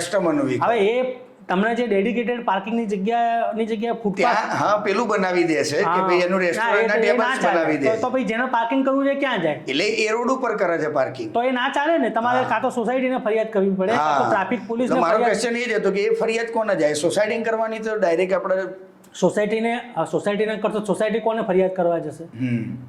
અલ્ટિમેટલી ટ્રાફિક પોલીસ અથવા અમદાવાદ મ્યુનિસિપલ કોર્પોરેશન. તો અમદાવાદની મ્યુનિસિપલ કોર્પોરેશનની દબાણવાળી ગાડી આવે, ખુરશી ટેબલ ઉઠાવીને લઈ જાય. ટ્રાફિક પોલીસ વાળા આવે, તમારી ઉપર ચલણ ફાડે, બરાબર, અને તમને ચીમકી આપે કે ભાઈ જો તમે અહીંયા દબાણ કરશો અહીંયા ટ્રાફિકની સમસ્યા થાય એવું છે, પાર્કિંગ યોગ્ય થતું નથી, તો તમારી સામે કાયદેસરની કાર્યવાહી થશે. That's it. એટલે ઘણા બધા કેવું છે, સોસાયટીના સેક્રેટરીના જે કમિટી મેમ્બરના આવા ઘણા બધા હોય છે. કેમ કે કેવું છે કે ભાઈ પેલા રેસિડેન્ટવાળા કોમર્શિયલવાળા જોડે બાંધતા હોય, કોમર્શિયલવાળા રેસિડેન્ટવાળા જોડે બાંધતા હોય. બાંધવાની ક્યાં જરૂર છે? કાયદો છે એટલો ક્લિયર છે, તમે ખાલી અરજી કરો. પણ આવો અમને ડીએમ આવેલો છે એટલે જ મેં કીધું તમે આજે એક્સપર્ટ તરીકે ખાલી સિમ્પલી અરજી જ કરવાની છે. હા. અને બીજું કેવું નિકુંજભાઈ કે આજે તમે અરજી ના કરો તો 100 નંબર ઉપર ફોન કરતા તો આવડે છે. હા, વાત સાચી છે. તમે સમજો, મેં તમને અગાઉ રિપીટ કરું છું, દુકાન છે તે દુકાનની જગ્યાએ દુકાન પૂરતી જ વાપરવાની છે. પાર્કિંગ આપેલું હોય તો પાર્કિંગની જગ્યાએ પાર્કિંગ પાર્ક કરવાનું છે. દુકાનની આગળ ઘણી જગ્યાએ શું હોય છે કે ફૂટપાથ ઉપર સુધી આ લઈ લેતા. ફૂટપાથ સરકાર, ફૂટપાથનો મતલબ શું? હા, ચાલવાની જગ્યા. ચાલવાની જગ્યા. એટલે ચાલવાની જગ્યા એટલે જનરલ પબ્લિક, સાર્વજનિક ચાલવાની જગ્યા છે. હવે તમે સાર્વજનિક ચાલવાની જગ્યા તમે પચાવી પાડો તો ગુનો બને છે. એટલે જે પણ કાયદેસર કાર્યવાહી થાય એ કરશે. આપણે આટલી બધી વાત કર્યા પછી મને તો એટલું નિકુંજભાઈ ખ્યાલ આવ્યો છે કે જે તમે નોલેજ શેર કર્યું છે અને જેટલું બી રીડેવલપમેન્ટનું સમજો કે અંડર કન્સ્ટ્રક્શન સમજો કે પ્રોગ્રેસિવ આપણે જે નવું ડેવલપમેન્ટ થાય છે એનું સમજો, તો ઘણી જગ્યાએ તમારી ડેફિનેશન એવી જગ્યાએ થઈ ગઈ છે કે ભાઈ તમે બિલ્ડરના વિરોધી છો, તમે વિડીયો બનાવો છો કે ભાઈ આ બિલ્ડરના યાર કેમ બનાવો છો, કે દર ફેર વિડીયો બનાવો કે ભાઈ આજે સોસાયટીના બી સેક્રેટરી કે ભાઈ અમે અમારા ઉપર કેમ વિડીયો બનાવો છો. તો આવી છાપ તમારી એક પડી ગઈ છે સોશિયલ મીડિયામાં કે ભાઈ બિલ્ડરના વિરોધી છો, કે ભાઈ સોસાયટીના સેક્રેટરીના વિરોધી છો. તો એના વિશે કંઈક થોડું તમે. એટલે આમ તો પડી તો નથી ગઈ એવી, પણ અમુક લોકો પાડવા માંગે છે. અમુક લોકોએ નહીં, પણ એક જે પ્રમાણેનું હું જે મારો નિશ છે, જે મારો જોનર છે, એ પ્રમાણે સ્વાભાવિક લોકોને એવું થાય કે ભાઈ આવી રીતના વિડીયો બને છે કે જેમાં મોસ્ટલી બિલ્ડર સામે વધારે કાયદા કાનૂનનો ઉપયોગ કરો. પણ તમને બહુ આશ્ચર્યજનક વાત કહું અને મારા માટે તો બહુ જ ખુશીની વાત કહું તમને, હું ઘણા બધા એવા ડેવલપરો છે કે જે લોકો મને ફોન કરે છે ક્યાંકથી ને ક્યાંકથી. હું જાહેર જીવનમાં છું 25 વર્ષથી, એઝ એ જર્નલિસ્ટ મેં કામ કરેલું છે, તો ક્યાંકથી ને ક્યાંકથી મારો નંબર પબ્લિક ડોમેનમાં છે, તો અથવા તો મારી ઓફિસે પણ આવે છે અને એ લોકો આવીને મને અભિનંદન આપે છે. તમે નહીં માનો, હમણાં એક સોસાયટીના ચેરમેન અને સેક્રેટરી સ્પેશિયલ મને બુકે લઈને મળવા આવ્યા હતા અને મને એવું કીધું કે સાહેબ તમે આજે, અને ઉંમરલાયક હતા, સિનિયર સિટીઝન હતા, તેમ છતાંય દૂર સુધી પ્રવાસ કરીને એ લોકો મારી જોડે આવ્યા હતા અને મને કહે કે તમારા કારણે અમને લોકોને બહુ જ જ્ઞાન મળે છે. ઇવન બિલ્ડર લોબીમાં પણ બહુ જ ખુશીની વાત છે. એ લોકો એવું કહે છે કે નિકુંજભાઈ તમારા કારણે જે સાચુંનું સાચું ને ખોટાનું ખોટું થઈ જાય. અને બીજું અમને પોતાને પણ, બિલ્ડરોને પણ જ્ઞાન મળે છે કે જો ભવિષ્યમાં અમે કંઈક આવું કરીશું તો અમને તકલીફ પડી શકે છે. કારણ કે તમે જે બનાવો છો, તમે તમારું ઘરનું તો બોલતા નથી, કોર્ટમાંથી જે ચુકાદાઓ આવે અથવા સરકાર જે નીતિ નિયમો લાવ્યો એ નીતિ નિયમ મુજબ શું થાય છે અને શું થયું એનું નોલેજ શેર કરવું. એટલે એ લોકોને, બિલ્ડરોને પણ, ચેરમેન સેક્રેટરીઓને પણ બહુ જ નોલેજ મળે છે. એટલે ઇનફેક્ટ 90-95% વર્ગ એવો છે કે જે મારાથી બહુ ખુશ છે. અમુક લોકો જેને ખોટું જ કરવું છે તો એને હું કંઈ હેલ્પ કરી શકું એમ નથી. એ લોકોએ જેટલું બને એટલું જલ્દી સાચું અને પારદર્શક કામ કરવું જોઈએ. તો નિકુંજભાઈ, આજે આપણે જે આ પોડકાસ્ટમાં ડિસ્કશન કરી છે રીડેવલપમેન્ટ અંડર કન્સ્ટ્રક્શન, અને આજે તમારા વિશે મને ઘણી બધું જાણવા મળ્યું. એક મેં ખાલી તમારી એક સાઇડ જોઈ હતી કે આજે તમે લીગલ એક્સપર્ટ તરીકે તો તમે વિડીયોઝ બનાવો છો. મેં સાંભળ્યું છે કે તમે ગુજરાતના પહેલી એવી ફૂડ ચેનલ જે તમે ઇન્ટ્રોડ્યુસ કરી હતી ગુજરાતના અંદર, અને પછી સડનલી તમે પછી આમાં મૂવ થઈ ગયા. તો એ ફૂડનો થોડો આપણે શોર્ટમાં એક્સપિરિયન્સ તમારો જણાવો મને, કેવો રહ્યો અને તમારો એમાં એ ફિલ્ડમાં આવવાનો વિચાર કેવી રીતે આવ્યો અને પછી આ રીતે આમાં કેવી રીતે આવ્યો? એટલે મને પહેલેથી ખાવા પીવાનો બહુ જ શોખ, બહુ જ નાનપણથી. અને જે શોખ, જે એકમાત્ર શોખ જે કહેવાય ને એનો જ છે. અચ્છા. એટલે મેં અમદાવાદની પહેલી યુટ્યુબ ચેનલ ચાલુ કરી હતી. બરાબર. લગભગ અમારી યુટ્યુબ ચેનલ તો 2008માં ચાલુ કરી હતી, પણ આ ઇન્ટરનેટની ક્રાંતિ આવી એટલે 2016 આસપાસ મેં બધા વિડીયો મૂકવાના ચાલુ કર્યા. અને મારા ઘણા બધા એવા વિડીયો છે, ધારો કે પીપળક ચોકડી પાસે જે ભજીયા કરતા ચટણી મોંઘી, હા મેં બી જોયેલો છે વિડીયો. એ આખો નેરેટિવ મેં સેટ કરેલો. એ વિડીયો સૌથી પહેલા મેં બનાવ્યો હતો. અને આજે કોઈ પણ એક નવા બ્લોગર બને છે ત્યાં વિડીયો બનાવવા જાય જ છે ને, વિડીયો વાયરલ થાય જ છે. એ વિડીયો મેં સૌથી પહેલા મેં બનાવ્યો હતો. પછી એક આ શશી ચવાણા વાળો છે, હા શશી ચવાણા, એનો પણ મેં બનાવેલો છે. પછી એવા નડિયાદ છે પફની રાજધાની કહેવાય, બરાબર છે, એનું આખું નેરેટિવ મેં મારા ફેસબુકમાં બધે એવું સેટ કરેલું હતું કે અત્યારે તમે જુઓ નડિયાદ પફ નામની કેટલી દુકાનો ખુલી, બ્રાન્ડ થઈ ગઈ, ફ્રેન્ચાઇઝી થઈ ગઈ. એટલે નડિયાદમાં પફનું જબરજસ્ત મહત્વ છે. એના સારામાં સારા પફ આવે છે, એ મેં દુનિયાને મેં બતાડ્યું હતું પહેલાં. એટલે હું હતો તો લીગલનું જ બધું કામ કરતો હતો, પરંતુ મને ફૂડનો બહુ શોખ હતો. એટલે જ્યારે આવું ઇન્ટરનેટ ક્રાંતિ આવી અને હું પેલા જૂના પણ વિડીયો જોયા કરતો, જૂના ઝાયકા ઇન્ડિયા કા ને એવું બધું, રોકી મયુરના ને એવા બધા. પછી ઇવન ઇંગ્લિશમાં પણ સ્ટાર ન્યૂઝ ઉપર ને બધા એવા ફૂડના શો આવતો, એ બધું પહેલેથી હું જોતો, રેસીપી શોઝ. બરાબર. અને પછી જ્યારે આ ઇન્ટરનેટ ક્રાંતિ આવી બધું આના જેવા વિડીયો હું પણ બનાવતો. એટલે હું જ્યાં, મારે કેવું છે કે રોજ સાંજે બહારનો નાસ્તો કરવા જોઈએ, એટલે હું જ્યાં જાઉં ત્યાં વિડીયો બનાવી લેતો. અને પછી આ પોસ્ટ કરવાનું ચાલુ કર્યું. અને મેં પોસ્ટ જેવું કર્યું ત્યારે આવો તો કોઈ કોન્સેપ્ટ જ નહોતો, એટલે મારા વિડીયો ખૂબ વાયરલ ગયા. અને 2019 સુધી મેં કર્યું. પછી કોવિડ આવ્યો, એટલે કોવિડમાં બિંગ એ વખતે હું જર્નાલિસ્ટનું કામ કરતો, એટલે મારી પહેલી ફરજ એ હતી કે લોકોનું જે કલ્યાણ થાય એવા ન્યૂઝ વધારે લખવા. અને એ ન્યૂઝમાં એટલો બધો ઓતપ્રોત થઈ ગયો કે, અને બીજું કે બહાર નીકળવાનું રિસ્ટ્રિક્શન હતું, બીજું બધી જગ્યાએ બધું લોકડાઉન ને બધું હતું, એટલે 2 વર્ષ બ્રેક વાગી ગઈ. એટલે આમાં કેવું છે કે પછી ચેનલ થોડીક ડાઉન થાય, એટલે થોડી ચેનલ ડાઉન થઈ. આમાં પછી એ કોવિડનું થયા પછી લોકો જોડે એટલો બધા અન્યાયના સમાચાર આવ્યા, લોકોને એટલી બધી તકલીફ પડી, કેમ કે મારી જોડે રોજ જે 15-20 ફોન આવે, કોકને ઓક્સિજનનું સિલિન્ડર જોઈએ, કોકને પેલું રેમડેસિવિર ઇન્જેક્શન. લોકો એવું મને કે આ જર્નાલિસ્ટ એટલે એને ઇન્ફ્લુઅન્સ બહુ હશે, ક્યાંકથી ને ક્યાંકથી તો સગવડ કરી જ દેશે, કોઈની હોસ્પિટલમાં જગ્યા જોઈતી હોય, એટલે લોકોને પ્રોબ્લેમ બહુ છે એવું બધું મને રિયલાઇઝ થયું. એટલે પછી મેં કીધું કામ કરી આપણે લોમાં વિડીયો બનાવીએ, જેનું કામ હું જે કરું છું, જે હું લખતો હતો એ મારે બોલવાનું હતું. અને છેલ્લા 10 વર્ષથી મારી એક્સપર્ટાઇઝ તો હતી જ સોશિયલ મીડિયામાં, એટલે મેં સોશિયલ મીડિયામાં વિડીયો બનાવવાનું ચાલુ કર્યું. અને એ વિડીયો ખૂબ ચાલવા માંડ્યા. અને તમારા જેવા બધા મિત્રોનો ખૂબ સહકાર છે, તો એપ્રિશિએટ પણ બહુ કરે છે, અને લોકોને સાચું જ્ઞાન મળે. ના, વાત સાચી છે નિકુંજભાઈ. મેં ઘણા બધા વિડીયો, મેં કીધું મારો પર્સનલ એક્સપિરિયન્સ મેં તમને કીધું કે મારા ફાધરે મારી સોસાયટીમાં કંઈક તકલીફ હોય ને તો મને પહેલા વિડીયો તમારા બતાવે કે તું આ નિકુંજભાઈનો વિડીયો જો, કે આપણે જો આ તકલીફ અહીંયા ચાલી રહી છે. એટલે ઘણા લોકો એમ કે તમે સોસાયટીમાં ટર્બલન્સ એટલે કે મુશ્કેલી ઊભું કરો, પણ મેં કીધું મુશ્કેલી ક્યારે ઊભી થાય? ત્યારે તમે કાયદાનું પાલન ના કરતા હો ત્યારે થાય. તમે ગોકુલધામની જેમ રહેતા હો, કોઈ મારા વિડીયો, હું વિડીયો બનાવવાનું બંધ કરી દઉં. જો બધી જ ગોકુલધામ સોસાયટી બની જાય, બધા સંપીને રહે, 0 વિવાદ થાય, તો મારા આવતીકાલથી વિડીયો બનાવવાનું બંધ કરી દેવાનું. પાછું ફૂડ હો. અને એમાં મારું નામ જસ્ટિસ ફૂડી કેમ છે હું તમને કહું તો, હું લીગલ રિપોર્ટિંગ હાઈકોર્ટનું વર્ષોથી કરું. એટલે હાઈકોર્ટમાં જે જજ સાહેબ હોય ને એને જસ્ટિસ કહેવાય. એટલે મારા જે બધા મિત્રો છે ને મને હુલામણા નામે જસ્ટિસ કરીને જ બોલાવે કે જસ્ટિસ આયા, જસ્ટિસ આવ્યો, જસ્ટિસ ચલો આપણે આમ નાસ્તો કરવા જઈએ. એટલે બધા મને જસ્ટિસ જ કહેતા મારી ઓફિસમાં. અને ફૂડી તો હું પહેલેથી હતો જ, અને એટલે મેં જસ્ટિસ ફૂડી એવું કરીને ચેનલનું નામ આપી દીધું. બરાબર. અને એ નામ ઇન્સ્ટાગ્રામમાં, ફેસબુકમાં ને યુટ્યુબમાં ત્રણેયમાં પહેલા જ ટ્રાય મળી ગયું હતું. મારી વેબસાઇટમાં પણ જસ્ટિસ ફૂડીનું કોઈ ડોમેન હતું નહીં, એટલે યુનિક નેમ લાગ્યું. તમે પહેલા જ હતા. અને જસ્ટિસ ફૂડીનો બીજો મતલબ તમે ફૂડ ક્રિટિક છો, તમે ફૂડ જજ કરવા જાઓ છો, એટલે તમે ન્યાય, ફૂડનો ન્યાય તોડો છો કે એવું છે, તમે લોકોને કહો છો. એટલે પછી મેં આ જસ્ટિસ ફૂડી નામ રાખ્યું. ના, બહુ સરસ. અને બહુ મજા આવી આજે મારી ચેનલ થ્રુ બધા ઘણા બધાને ઇન્ફોર્મેટિવ આમાં જાણકારી મળી. અને એક બીજું લાસ્ટમાં મારે ખાલી નિકુંજભાઈ પૂછવું હતું કે આજે તમને કનેક્ટ થવું હોય સોશિયલ મીડિયા થ્રુ, કે કોઈ બી ઈમેલ હોય, વેબસાઇટ હોય, તો એના માટે આપણી કઈ ચેનલ છે, તો ખાલી આપણા તમારા પેજની ખાલી માહિતી આપી દો. તો સ્ક્રીન ઉપર તો આવવાની જ છે, પણ એના સિવાય તમે જણાવી દો તો આજે પબ્લિકને ડીએમ્સ કંઈ તમને પૂછવું હોય તો એનું આપણે કઈ ચેનલો અવેલેબલ છે? જો મારી યુટ્યુબ અને ફેસબુકમાં છે લોયર નિકુંજ સોની, એ 2 નામ છે. અને એમાં નંબર પણ, ફેસબુકમાં તો નંબર પણ આપેલો છે, નંબર અને ઈમેલ આઈડી, તો કોઈ ત્યાં કોન્ટેક્ટ કરી શકે છે. અને આ જે ઇન્સ્ટાગ્રામ છે એમાં લો ન્યૂઝ નિકુંજ સોની કરીને છે, એમાં પણ તમે કાં તો ડાયરેક્ટ ડીએમ કરી શકો છો, અથવા તમે નંબર આપેલો છે મારી ઓફિસનો, ત્યાં જઈને કંઈક ક્વેરી હોય, મૂંઝવણ હોય તો પ્રશ્ન કરી શકે છે. મારા યોગ્ય સમયે હું એમને જવાબ આપી દઈશ. તો નિકુંજભાઈ, થેન્ક યુ સો મચ અમને ટાઈમ આપવા માટે. અને અમારા ગુજરાત રિયલ એસ્ટેટ ગાઈડના પોડકાસ્ટની શરૂઆત મેં તમારાથી કરી છે, તો તમે થોડા આશીર્વાદ અમારા ઉપર રાખજો. અને કંઈક અમને ક્વેરી આવે છે કે ભાઈ આજે રિયલ એસ્ટેટ બાબતે, તો એનું નોલેજ તમારા જોડે અમે લેતા રહીશું. તો thank you so much નિકુંજભાઈ. Thank you.